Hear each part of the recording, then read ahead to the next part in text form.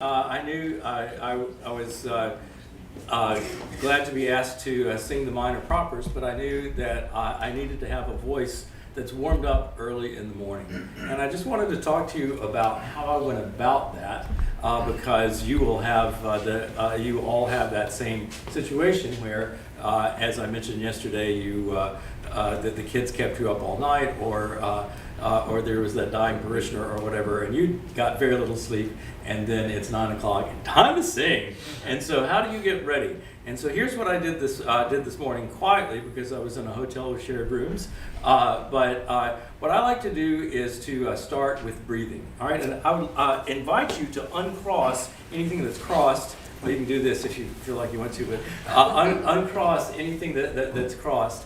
I promise I'm not trying to turn us Buddhist, but I do want us to breathe and be mindful of what's going on in our bodies. Our Buddhist brothers have some common grace in understanding those things so well.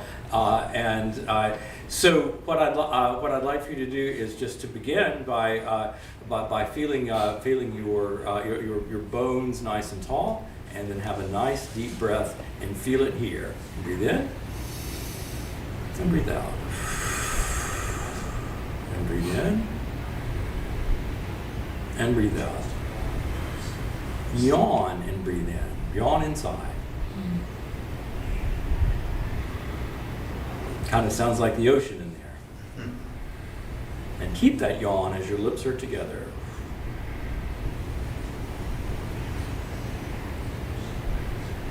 And then I just allow my body to choose whatever low note it wants to choose, and I hum that note. And I breathe in and hum out.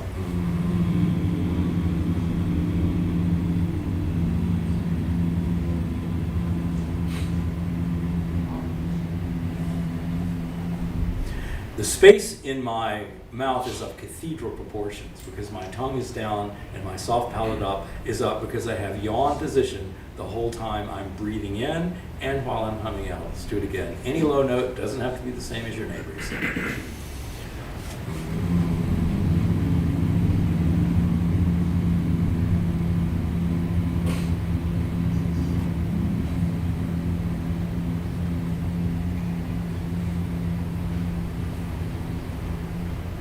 And then I just do that as long as I need to. And when there are fluids coming down, the very best thing there, as unpleasant as that might be, is to swallow, because coughing up and spitting out causes irritation in the throat, and your body's used to swallowing that, and so that's actually the better course of action, which is going to actually inflame your throat. So the next thing we want to do is to do little circles through the registers. So let me demonstrate, and we'll do it together. Always start with the breathing.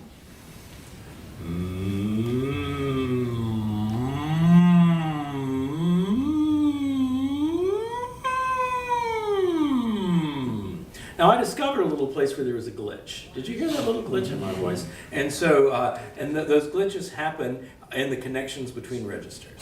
And so, in order to warm up your voice, what you want to do, gently go over and over those glitches. You embrace the glitch. You love the glitch. And then we're just going to kind of buff it out. So I'll do it, and then we'll do it together. So let's see if I can find that glitch again.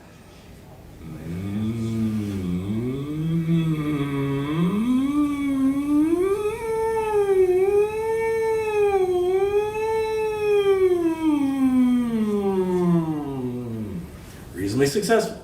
Very nice. All right, I got to swallow. There's all that lovely spring in the back of my throat. All right, and let's try. So you do it for yourself. We're not doing this together. You are alone. You are doing this with yourself. You're paying attention to your own voice. Ready, go.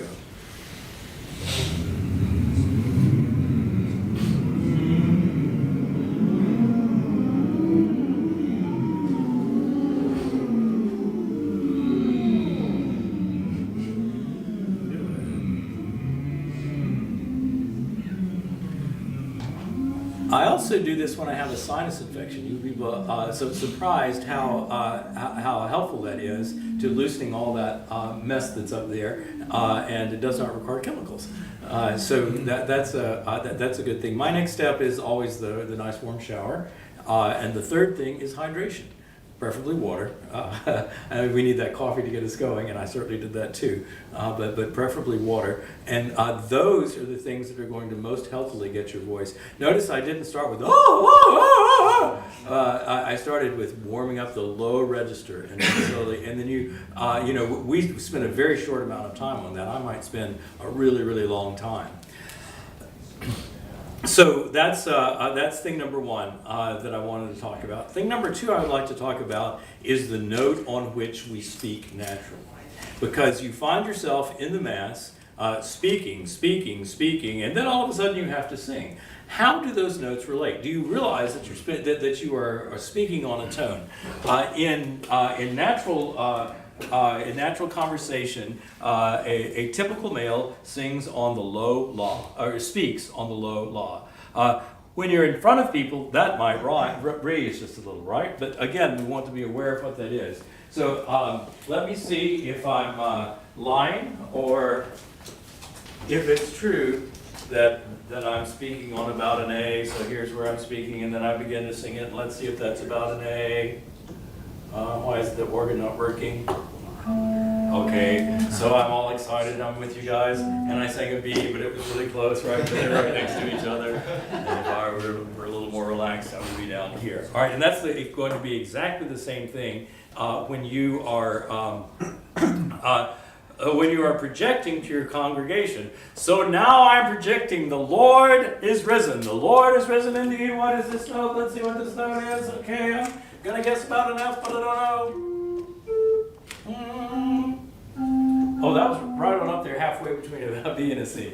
So I'm really right on up here. The Lord be with you, and with thy spirit. Right. So if I'm really excited and up for it, and I had a lot of caffeine, and then I'm up here, I'm up here speaking on the C, and then I'm supposed to start on an A. That's 2 ticks down. So do, ti, la, and then there's the note I'm supposed to be on. And if I'm all excited and I'm up here and I'm supposed to do our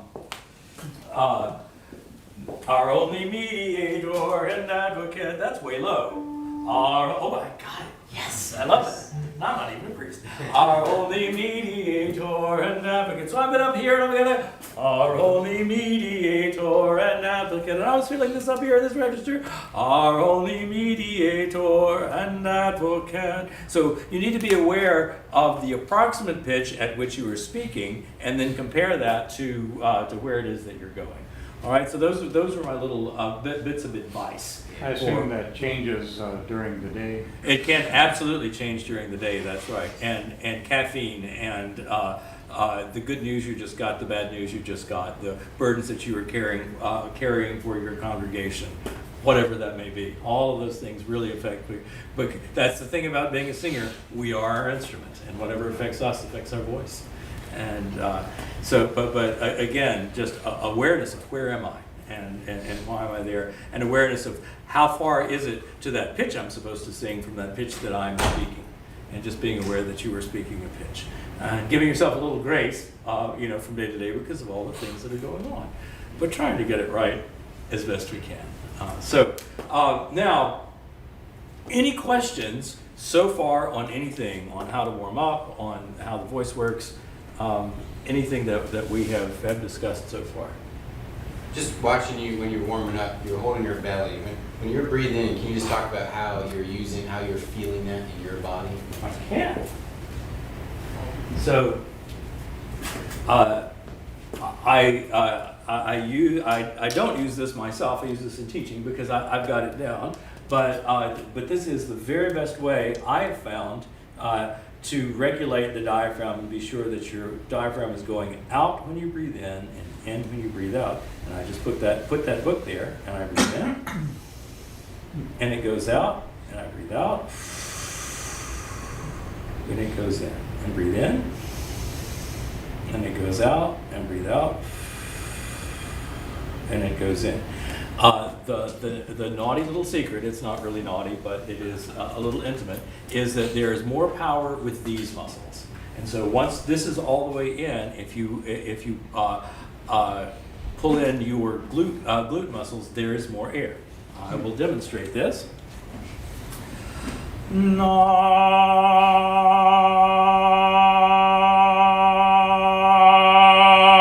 Did you hear that power?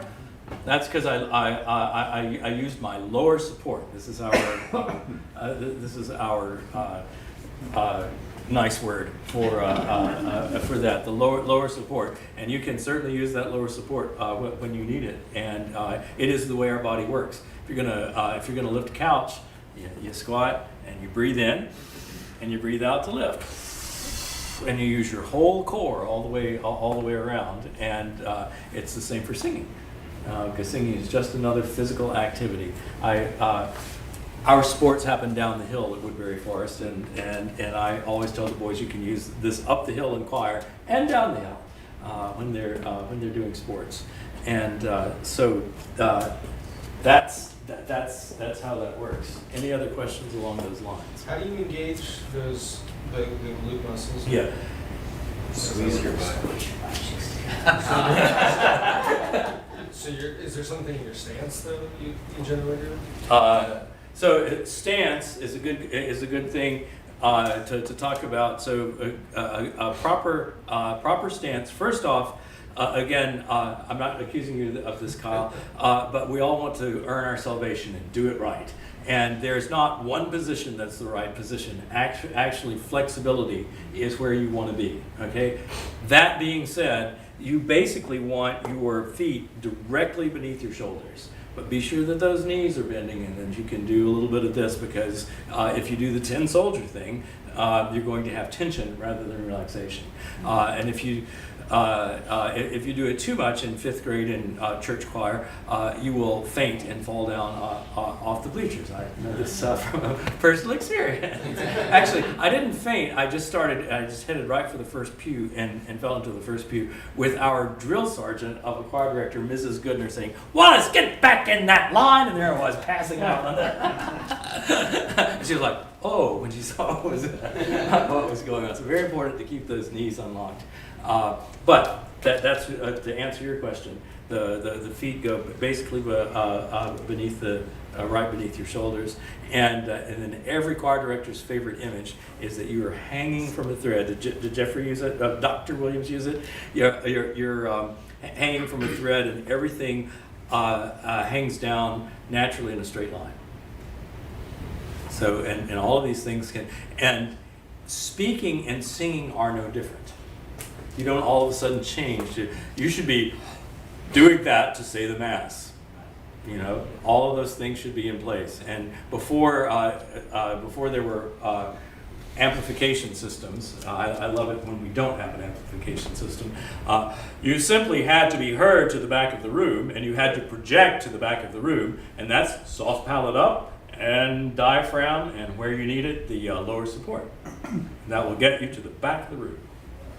A big room, a very big room. They used to, in the days of Spurgeon and such. Anybody grow up Presbyterian?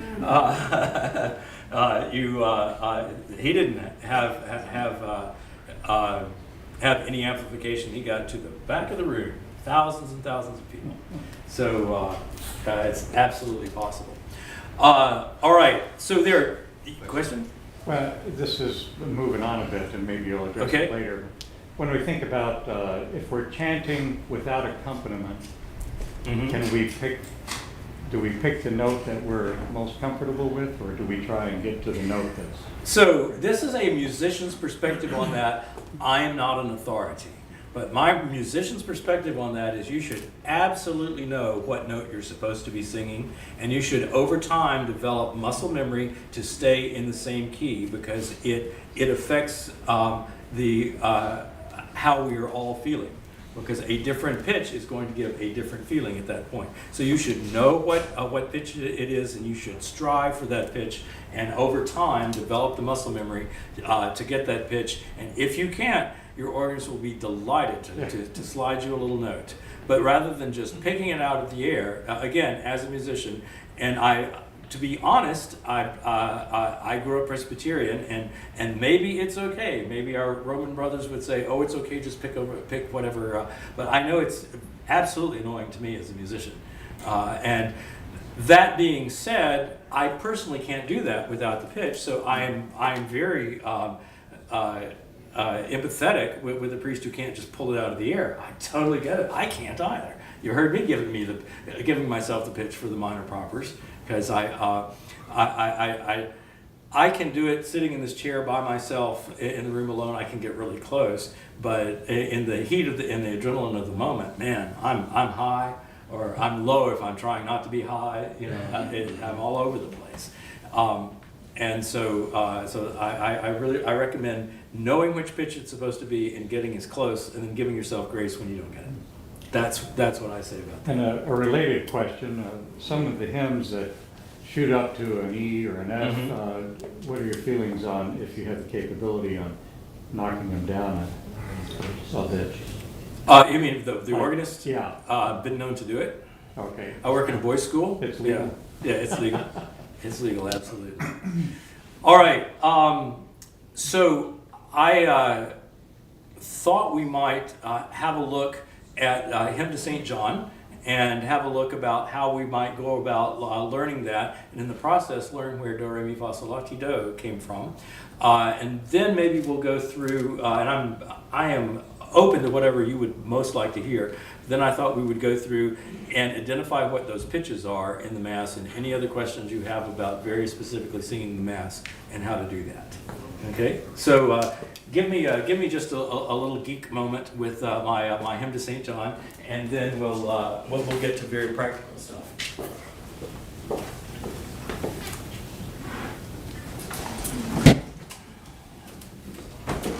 Okay, so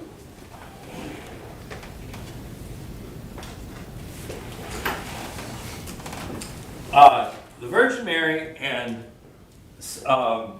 St. John tend to be on either side of an altar. We don't do it that way here. That's just fine. But because they are the first two witnesses that Jesus is God, correct? But when we come to the evensong, we have the same witness, but it's Mary and Simeon, right? The Song of Simon. Can anybody tell me why? I'm asking very legitimately. Why it's those two witnesses rather than St. John in the evensong. Well, Simeon has the departed peace. There's closure. It's like a resolution. The evening side of it, right? So Yeah. Ah, gotcha. Lovely. It's something that came to my mind recently. I thought I would ask the wisdom of the.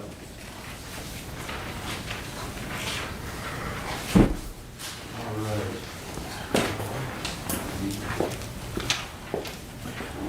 Are there any of those pencils still lying around? If not, I have some. Thank you. There we go. Anybody else?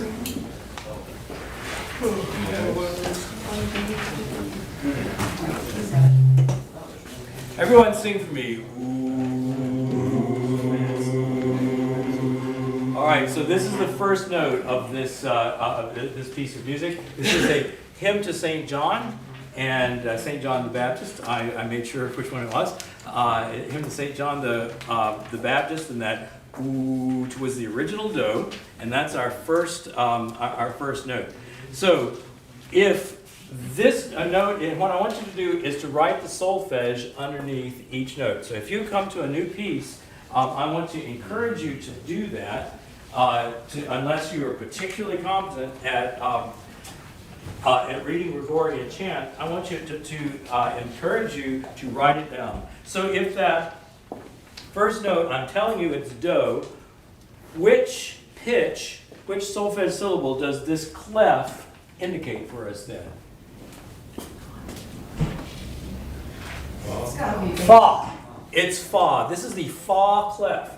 So if I see something in the fa clef, I know that this chant is going to be a little on the lower side. Okay, so the first note is do. Okay, and again, it used to be oot, and then they changed it to do because it was easier to sing. What does that line over the do mean? Pay attention to the line. What does the line mean? So you hold it a little longer? Hold it a little longer. Gets a little emphasis. Pass that to him if you will. All right. So, ooh, there's our first note. Do, do. I think I got a little high because I get all excited. Do. I was right the first time. Do. What's the next note? Re. Re. What's the next note? So you got the right syllable but the wrong sound. Do, re, mi, fa. Now go re, fa. Re, fa. Back to do. Do, re, fa. All right, so now we have a podatus. Do we do the top note first or the bottom note first? Bottom note. So that's fa again. And what's the top note? That's a ray.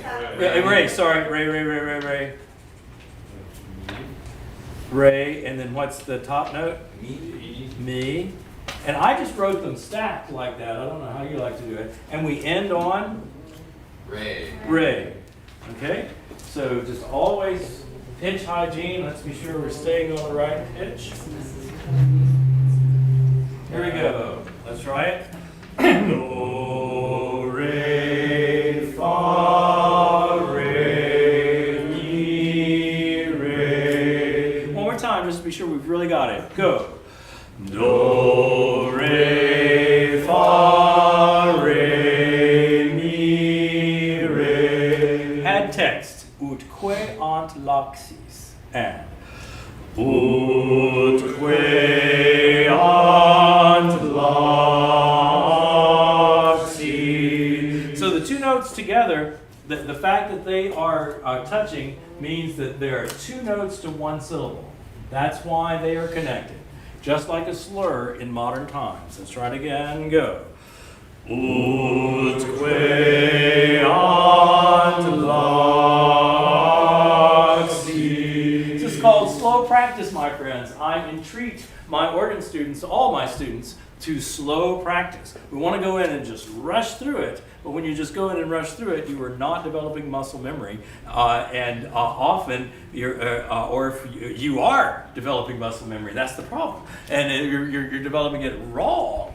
So it really is. This is one of my little sayings: if you want to learn something quickly, practice it slowly. Because if you don't have time, to learn it right, how will you ever find time to learn it over? Right, so if you want to learn something quickly, practice it slowly. All right. So we have that asterisk and also the this division here, which both of which indicate we should have a little breath there. All right. So what is the first syllable of the next phrase? Ray. Ray. Okay, so when my buddy Guido from Arezzo was trying to teach people how to sing, he said, let's take that song that has every note of the scale in order, and let's use those syllables. So that's where they came from this hymn to St. John. So go ahead and write out the solfege underneath each of the next phrase.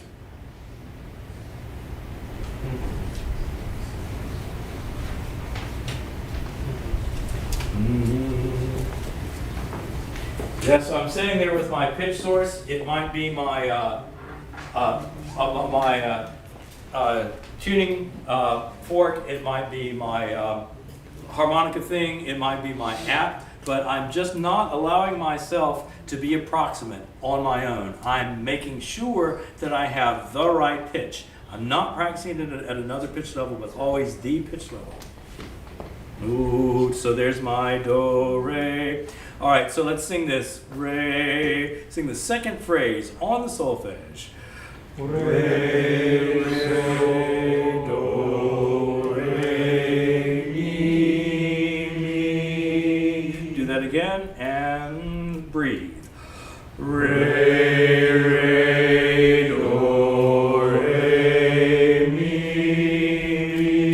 So I'm also practicing good a vocal technique. I'm doing this on the breath.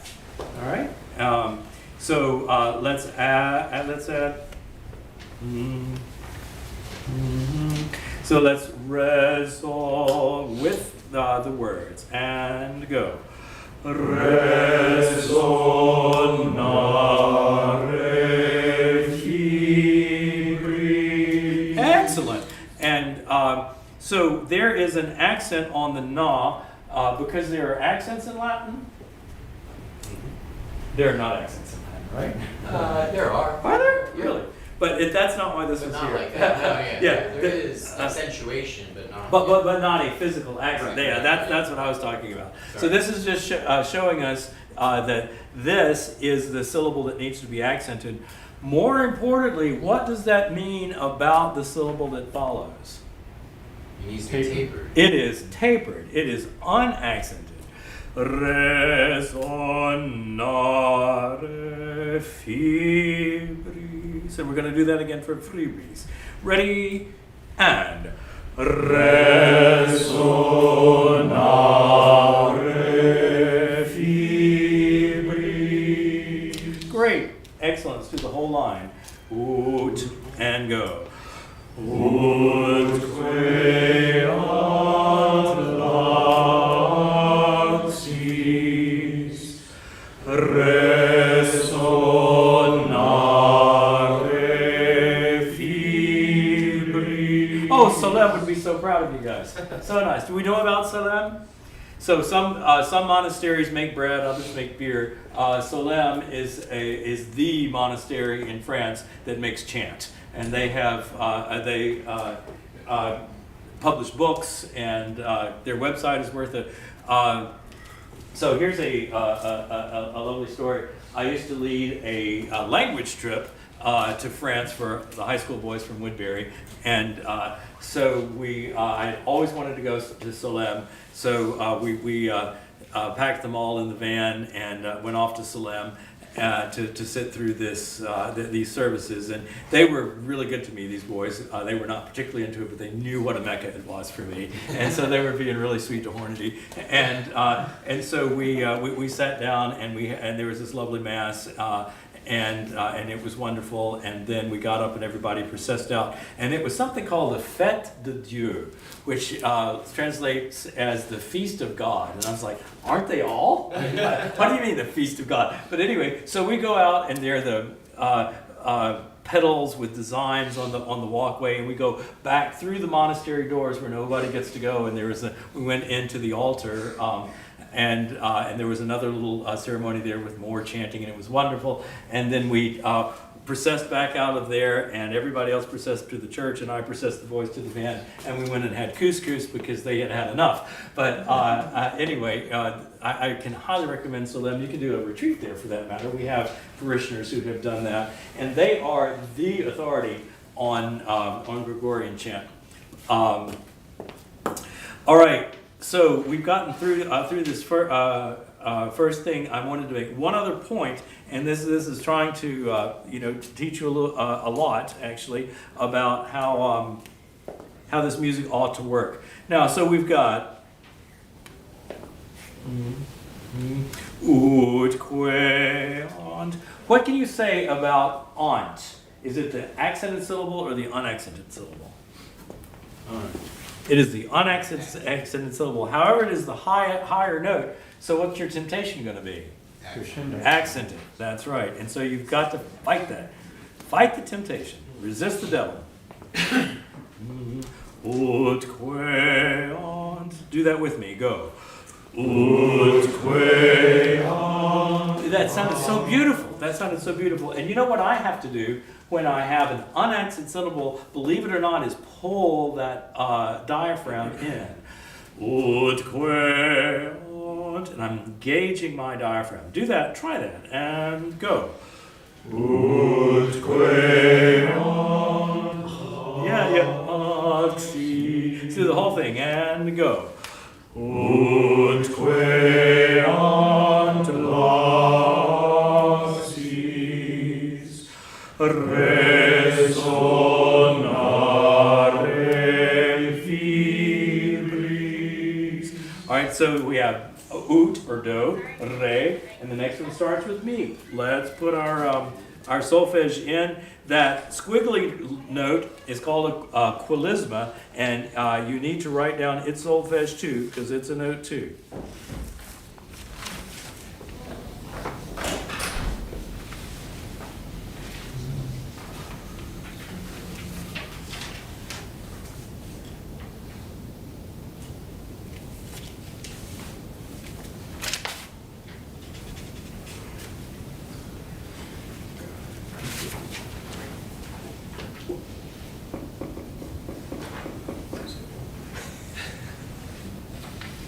Okay, you got to the end of the line, and there's this half note there. Just half a note. Who can tell me what that is? Tells you what's coming. That's right. You know its name? It is the custos, like a custodian. It takes care of you and tells you what the next note on the next line. Very good for the dyslexic. They tell me if you're dyslexic, you need a physical line to get you from there to there. And it's not quite that, but anyway, it really helps anyone, dyslexic or not, to know what that next note is while your eye travels. So that's the custos. You don't perform it. It's just like, okay, here's the next note. So here we go. It helped the scribes to remember what they're doing on the next line. Oh. It kept them honest Excellent. as well. Huh? Do, re, mi. So the quilisma, we look ahead to the quilisma, and we're going to hold mi for a while, and then go mi, fa, sol. Let's try it together. And mi, fa, sol, mi, re, mi, do, re. So let's try that one more time. You were doing pretty good. Mi, go. Mi, fa, sol, mi, re, mi, do, re, mi, fa, sol, la, sol, fa, re, re. Let's try that. Fa, sol, la, sol, fa, sol, la, sol, fa, re, re. So just notice that the di, fa, re is going to be one syllable. Horum, because that's what same thing on gesto, storum. Two notes for one syllable.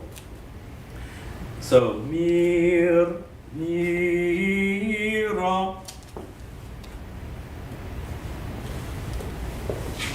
Do, re, mi. So here we go. Let's try it with the words now. Mira,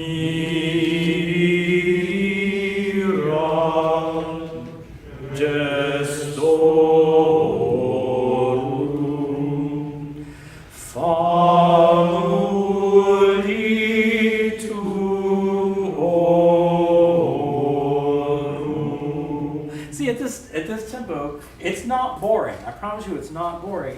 It gives you time to think of and hear what's coming next. It's absolutely fabulous. From the beginning, please. Ut re ant laxis resonare fibris mira gestorum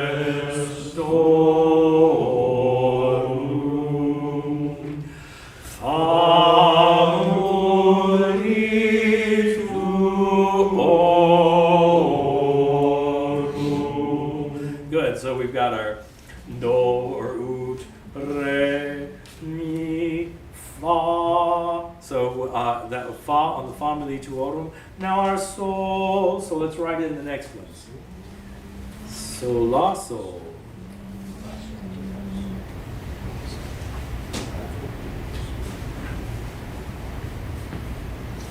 Tell me what the little note before the clef is for. Is that just to indicate that that's...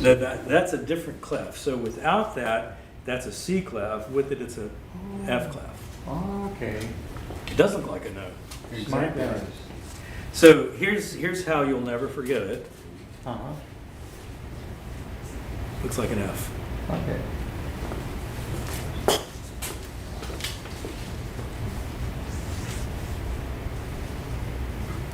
Okay, so we've got a little jump at the end of this one. So maybe I will just practice singing down that jump from Lu to Ti. Do, re, mi, fa, sol, sol, fa, mi, re. So sing down from sol to re with me. Go. Sol, fa, mi, re. Let's do sol, re. Go. Sol, re. Now I'm ready when I get there. Okay? So let's start at the beginning of that phrase, above the sol, la, sol, go. Sol, la, sol, mi, fa, sol, re. Okay, so there are two notes, sol, sol, re, but I think of them as being tied. So there are some people who would go, lu, u, ti. I don't think so. I think it means just hold it. Sol, sol, mi, fa, sol, re. Do that with me, go. Sol, la, sol, mi, fa, sol, re. With the words, ready, go. Sol, ve, lu, ti. Oh, so nice, my friends. The three on sol, that noom, so we have three notes for one syllable, and we're going to call that one a torculus. Any Latin scholars in the room know what a torculus is? The turtle? You would know better than I, but I was told it is a slave's collar. It is a slave's collar. So they had wonderful names for all of these. All right, so sol, am I on the right note? Oh, let's go all the way from the beginning that far. Okay, I have a lovely organ student named Brian, and he came in and just sat while I rehearsed, and I was doing true rehearsal, where I had the metronome going and doing small phrases over and over again, and at one metronome setting, and then up three, and then up three, and then up three, and then up three, and playing it over and over again. And this particular passage took me between 20 minutes and half an hour to do, and he sat there. I don't know why he sat through the whole thing, but he sat there and afterwards said, "Oh, I could never do that." But the thing about it is, when you do that, you've so got it; it's in your muscle memory, and it's also very meditative and enjoyable to do. So let's try it from the beginning, nice and slowly still, because there's always tomorrow to get it fast. All right, today to get it right. It never needs to go that fast. Here we go. Utque antelaxis resonare fibris mira gestorum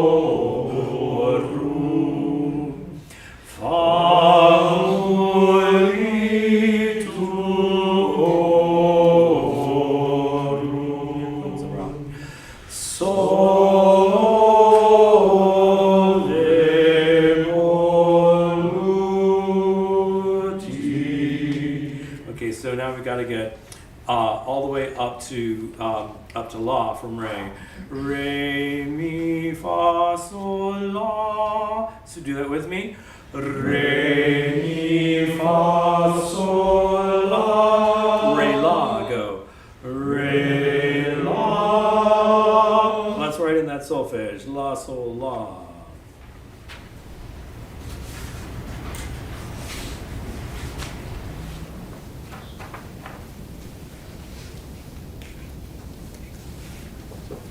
La, sol, la. Here we go. Let's try it. Nice and slowly. La, sol, la, fa, sol, la, la. With those words, go. La, mi, re, a, do. The whole thing. I know I'm a slave driver here. Here we go. Utque ad laxis resonare fibris mira gestorum famuli tuorum sole voluti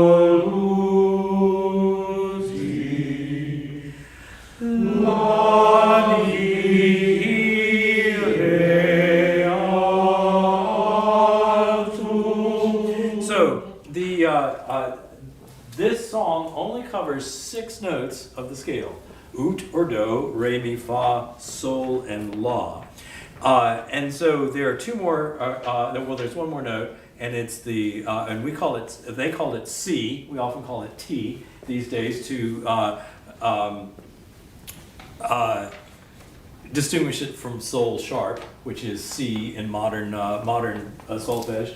But so to have something for that B, they use the S from Sancte and the I from Ioannis, and that's where C comes from. Do, re, mi, fa, sol, la, si, do. It comes from the Sancte Ioannis. How cool is that? That note never appears in this particular hymn, but that's where that comes from. So where's my soul?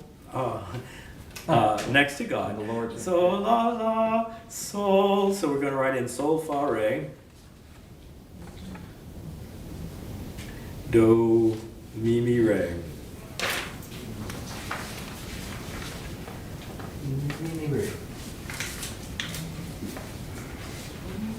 Sol, fa, re, do, mi, mi, mi. I'm sorry. Do, mi, sol, sol, fa. Ready, go. Sol, fa, re, do, mi, mi, re. Sol, sang. Ready, words. Sancte Ioannes.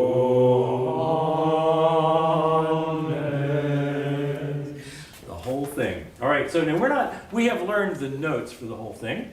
The next layer that we would put on, yes, sir. How are you pronouncing eo? Well, yo, Yeah, yo. Yeah. Yeah, eo. Are you saying eo or you said just yo? I'm quickly saying E and O. Eo, eo. Smile pucker. Eo, eo, eo, eo, eo. Utque und laxis. Now that we're a little more familiar with it, let's see if we can go slightly faster, but not faster than we can get it correctly, and with nice attention to the flow. Utque. Where's your space? Where's your breathing? So we want space and support, and then a line. Space, support, line. Utque and. Utque laxis resonare fibris mira gestorum famuli tuorum sole voluti lalire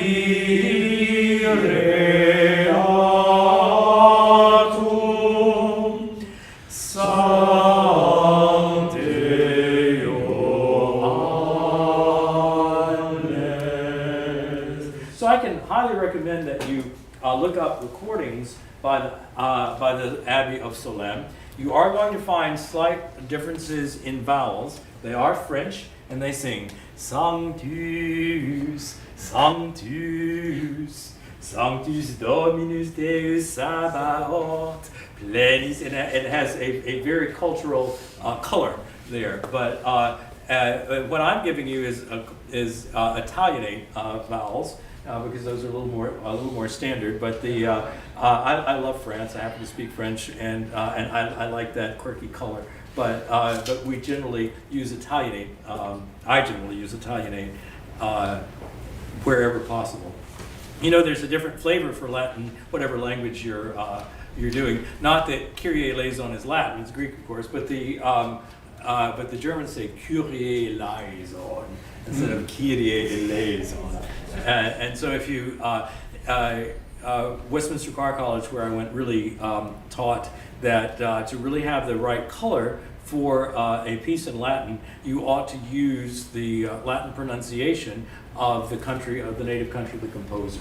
And so there are slight variations between French and Austrian and German and Italian. And it does make a big difference. And again, it's just another level of accomplishment and understanding and beauty, I would say. Yes. I get Holy John at the end, but can one of you Latin guys tell me what the other words? We were just saying this vocab is I don't remember any of it. Right. So. I looked it up online. I'll see if I can find it pretty quickly again. This is off the Wikipedia page. They got this right.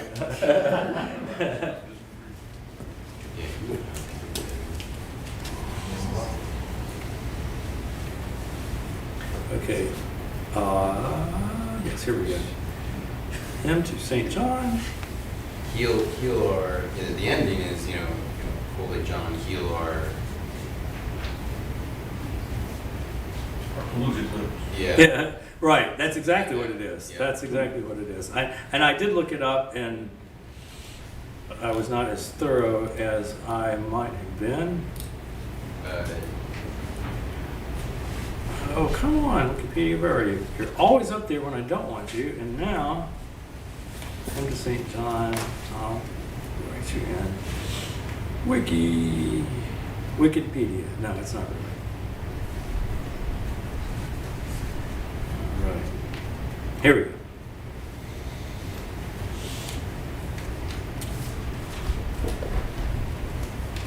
The wonder of your birth, the wonder of your famous birth.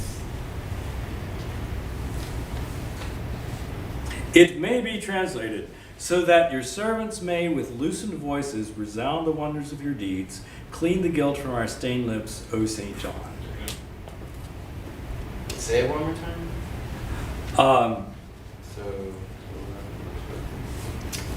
It may be so that your servants may with loosened voices resound the wonders of your deeds.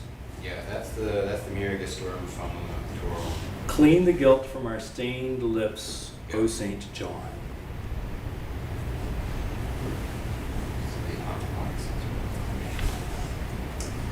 That might be a step further Catholic than I'm personally willing to go, but I appreciate this historically and appreciate that anyone who in the room who is willing to go that far, that's absolutely fine by me. All right. I'm hoping that was a useful exercise for you. So that's a day at the office, my friends. If you have new music to learn for church, that's what you need to do. I know that took some time, but unless you want to fail, that's what it takes. I mean, yes. Just to for what you've taught me too. Like when you're on your own, it's a little bit hard. I just sometimes don't know where to start. Right. So with the app or with a pitch pipe, I would find that fa, right, and right. that, and then I would move down from there. And if I know that the fa is that's my kind of thing. It's like, where would I find that note? If I know I'm in a fa clef.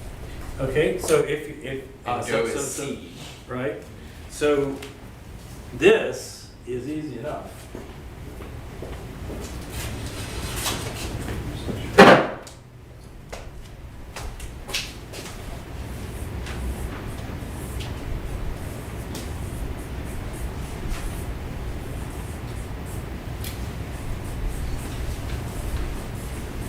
I'm going to have to get smaller. I got all excited.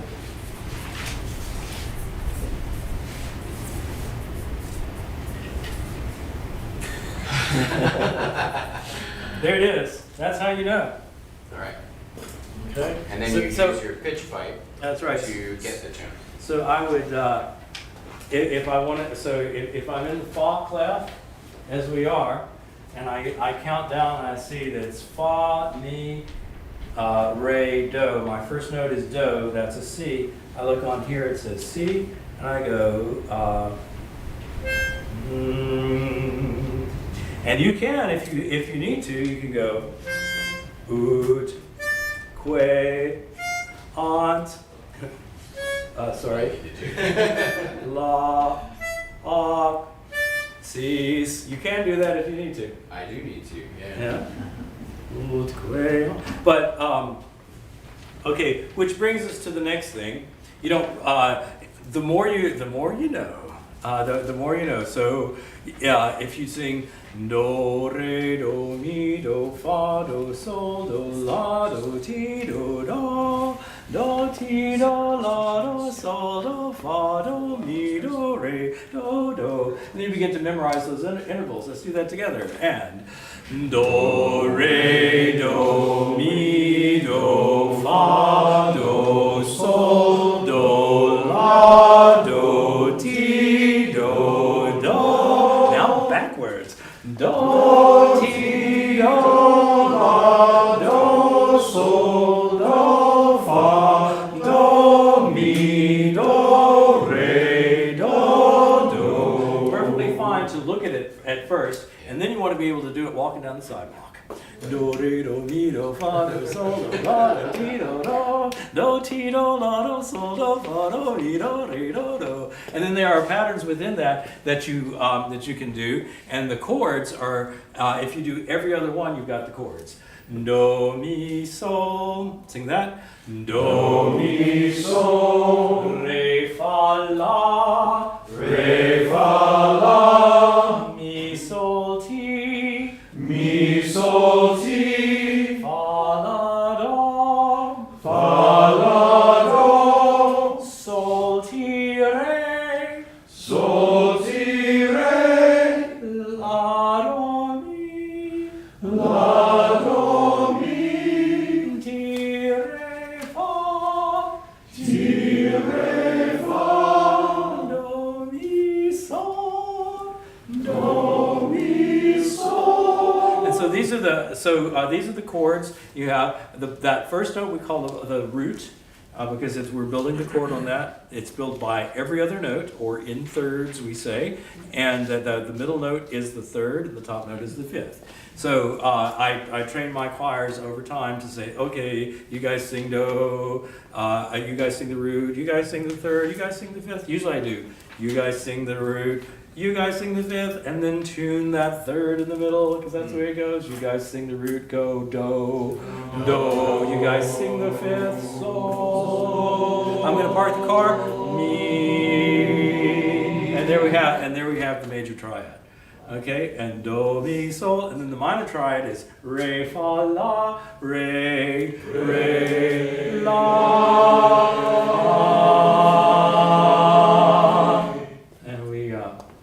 And so getting to know those structures by heart.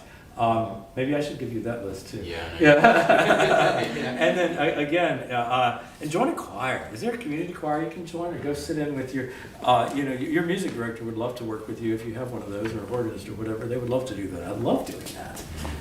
And the trouble is time, of course, because again, you're trying to you're changing diapers or seeing sick people or whatever, or raising money or whatever it is you have to do. I know the time is just at a premium, but the more time you can spend it, it's good for your soul, and it'll be good for your performance on Sunday morning. Great. Let us. Any more questions about this?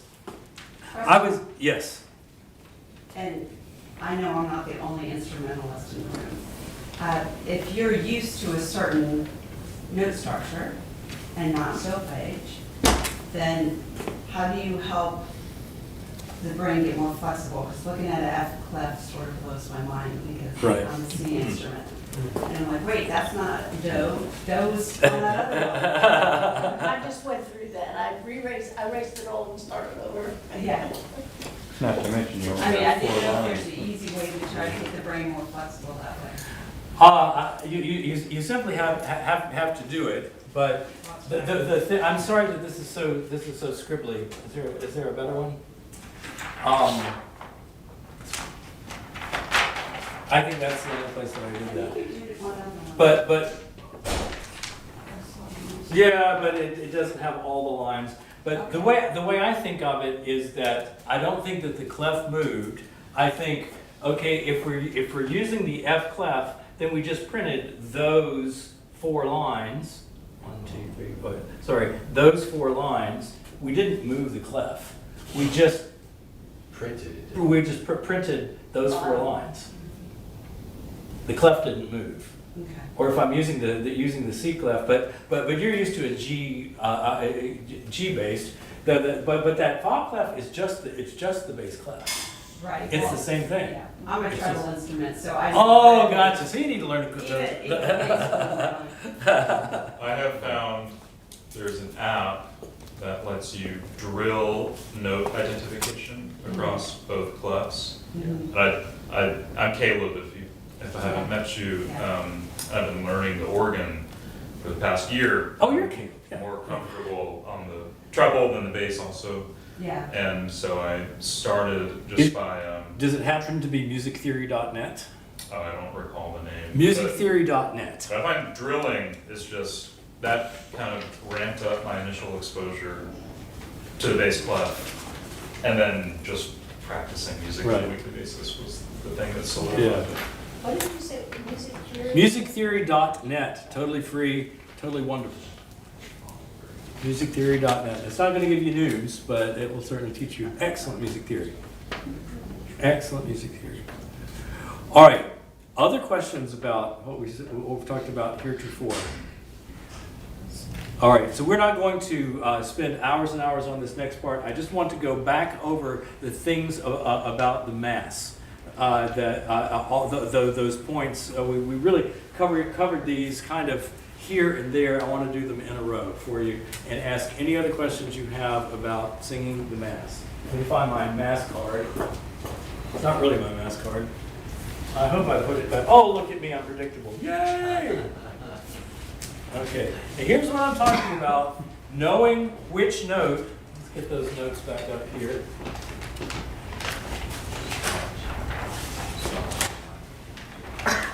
Knowing which note each of these parts of the Mass begin on. So you do have the option of lowering the whole thing and just pretending like B flat is C, and then you can do that. And I wouldn't recommend going much lower than that, but if you need to go lower, you can just pretend that B flat is C, and then everything moves proportionally, right? So you can do that. Trouble with doing that for a congregation that's used to C as do is that there's muscle memory, and everybody's just going to feel off. They're not going to know why. They're going to feel uncomfortable and not know why. Which is why I'm really encouraging us to know our business. Okay, so the first thing that Father Sean sings is "Our only mediator and advocate." That starts on Re. That starts on D right here. Our only mediator and advocate. How close did the guy get? Ha ha! I love it when that happens. Our only mediator and advocate. So let's do that, and let's think space, and let's think breathing, and let's think space, and let's think line and syllabic stress. And our only mediator and advocate. Amen. So in the Mass this morning, we were real slow on our amens. Yeah. Could you just speed that up a little bit for me? Amen. There you go. There you go. And I really want to encourage congregations to do that. There's no reason to take eternity for that. We've got eternity for other things. Amen. Great. So that's the first one. And the next one is the Sursum Corda. Now that I know that this is the right note, I know that "Here Comes the Bride" is my G. which is the next one. So I've memorized that's a perfect fourth. So G is the note you want for the sursum corda. It's your soul. That's sol, so that's here. Sursum corda is either here, or if you're wanting to do ti la sol, here if you want to be Medieval. medieval. That's right.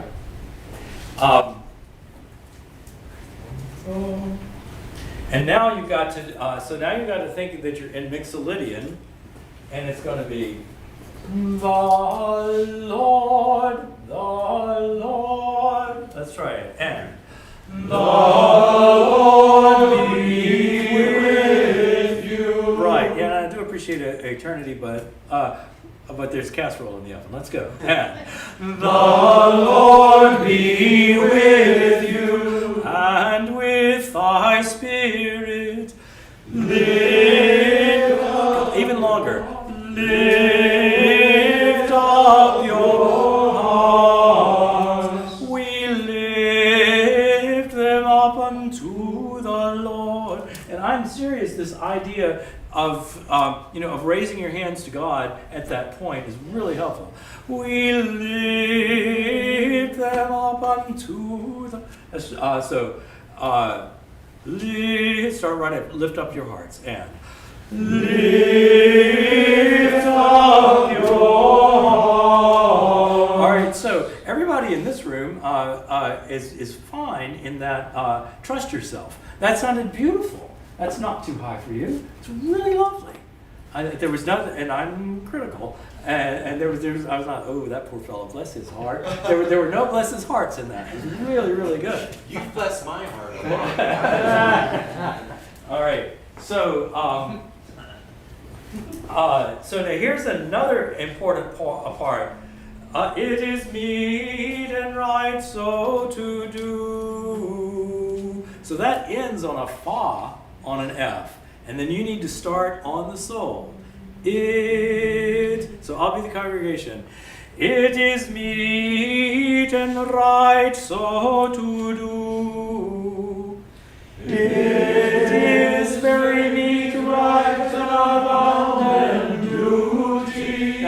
So now, what's different about this is we now have the T flat or the te. It is a minor third. It is. You did. Before you did.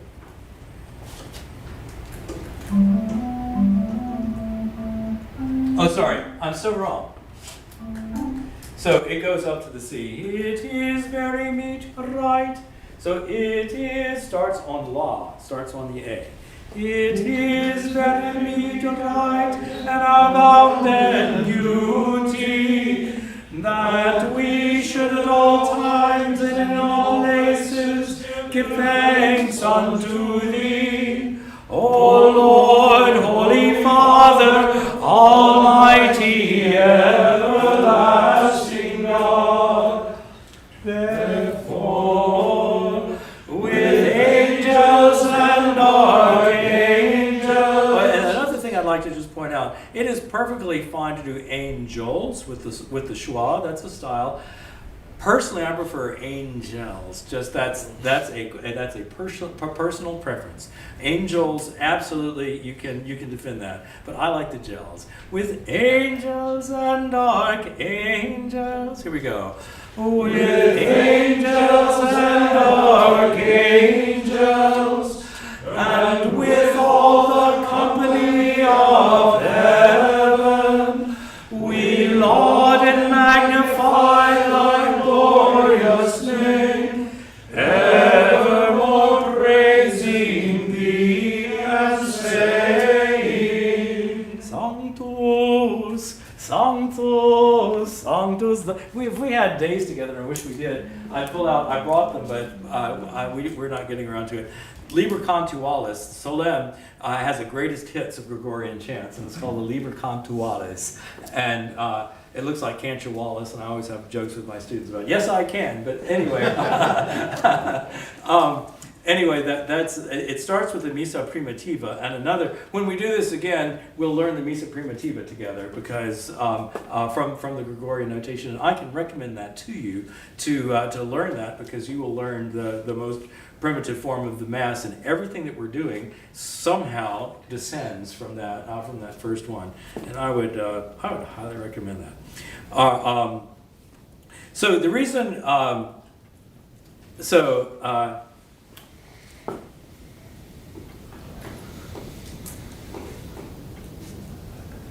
and now as our cry, and the last one is now as our, we need to start, but before the Lord's Prayer, I'm trying to say.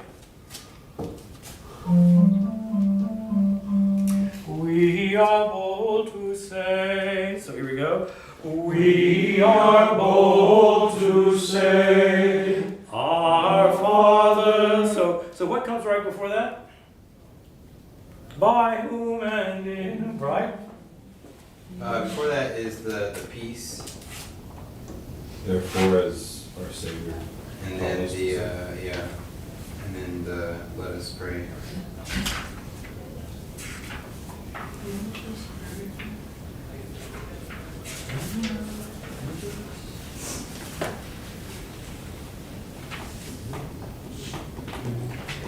I'm getting there, excuse me.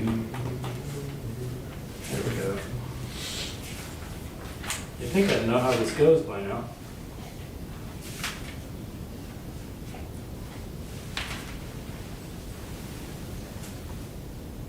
Okay, here we go.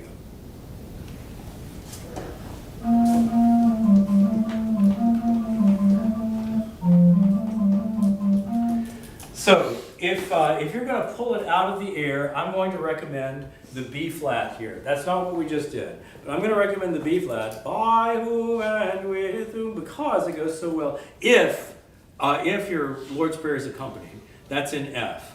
And so the B flat is going to be the note there. When Bishop Chad sang that this morning, he was a little higher than that, so I chose that we should do that unaccompanied. I did not know that because I have perfect pitch. I know that because I had my app out to tell me which note it was. I did kind of just double check. And so I did not choose to play. And that's an option too, to just not have it accompanied. And then you have a little bit more freedom with the pitch. And that's okay. I like to accompany though, but that's absolutely okay. But if you're going to do it accompanied, the note you want to pull out of the air or have someone give you is the B flat. Okay, so by whom and with whom is B flat. By whom and with whom. Here we look. Let's try it. By whom and with whom, in the unity of the Holy Ghost. Oh, yeah. I don't have this memorized. Holy Ghost, all honor and glory be unto thee. I wish is there a missile under here? Yeah. Because I don't really know that by heart for whatever reason. And here, that is not all the way pointed. It's only That's right. this. That's why you do that. Because the other quote, I like it when it starts at by whom and with whom, but that's just me. O Father Almighty, world without end, amen. Anyway, if you would like for it to land on the right note for your organist to be able to play that, what we do is we just stop and I give the note and then we go. And I start. Yeah, and that works too. But I like it better when it's all in the same. All right, so those are all the notes that you need for that.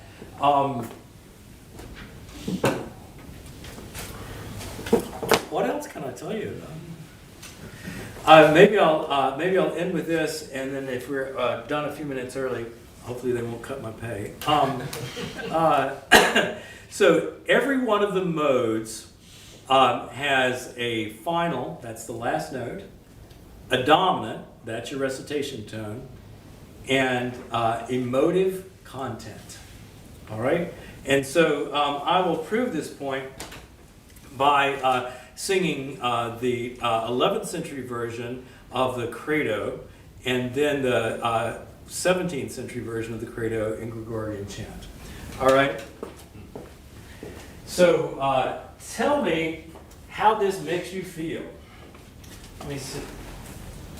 So this is that Liber Contualis, yes I can, that I was telling you about. And in the Missa Primitiva, I had a wonderful experience of being taught in graduate school by Father Gerard Farrell, OSB, and he came from the Abbey of St. John's, largest Christian monastery in the world, and he was a hermit in Princeton, New Jersey, and taught me how to sing Gregorian chant, how to read Gregorian chant, and gave me this book. And again, the book is from Solem, and so I have so many stories. I met another brother, Paul Richards, from who was the choir director from that same order, and knew Father Farrell, and said that when Father Farrell was at the monastery, that he would stand behind the organ and hiss at the brothers walking past who he didn't like. But anyway, so here we go. So that's the little history behind this. And let me find the 11th century credo. Do, ti, la, sol. It starts on sol.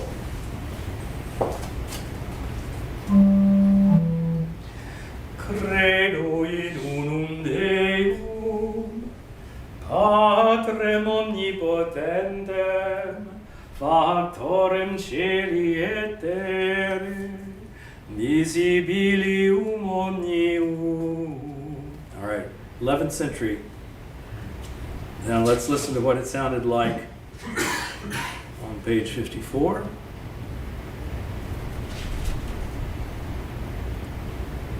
In the 17th century.